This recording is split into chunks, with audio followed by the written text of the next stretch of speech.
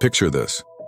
In a world where most love stories are filled with sunshine and flowers, mine began in the shadows, surrounded by black cats and the whispers of spirits. I'm what you'd call a modern witch. Yes, the kind with dark lipstick, combat boots, and a penchant for crystals and tarot cards. My familiar, a particularly sassy ghost named Vapor, had been my only companion for years. Well, him and my 3 black cats midnight eclipse in shadow. They'd watch me practice spells in my apartment, decorated with dried roses and vintage potion bottles, rolling their eyes at my failed attempts at love potions. You see, finding love when you're a goth witch isn't exactly like swiping right on a dating app. Try explaining to potential matches that your best friend is literally a ghost, or that your idea of a perfect date involves exploring abandoned cemeteries at midnight. But then came that fateful night at the local occult shop. I was reaching for the last jar of dried moonflowers when another hand touched mine. Looking up, I met the most enchanting eyes I'd ever seen, belonging to another witch dressed head to toe in black with silver pentacle jewelry catching the candlelight. Vapor, floating invisibly beside me, actually gasped, something I'd never heard a ghost do before.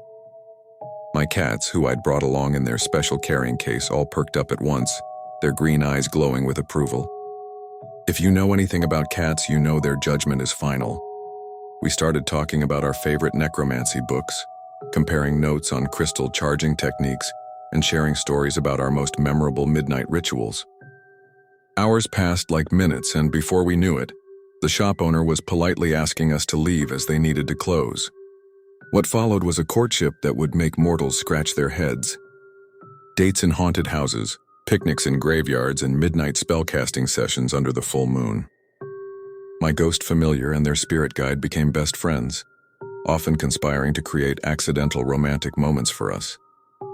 Our love story might not be conventional. There's more black lace than white weddings, more candlelight than sunshine, and more gothic poetry than romantic comedies. But it's ours. And when you find someone who loves your darkness as much as your light, who understands why you need 13 black candles for a proper ritual, and who your cats and ghost familiar adore, well, that's magic in its purest form.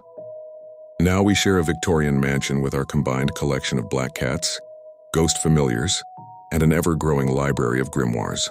And every full moon we still dance in the cemetery where we had our first kiss, because some love stories are written in the stars, or in our case, in the shadows of the night.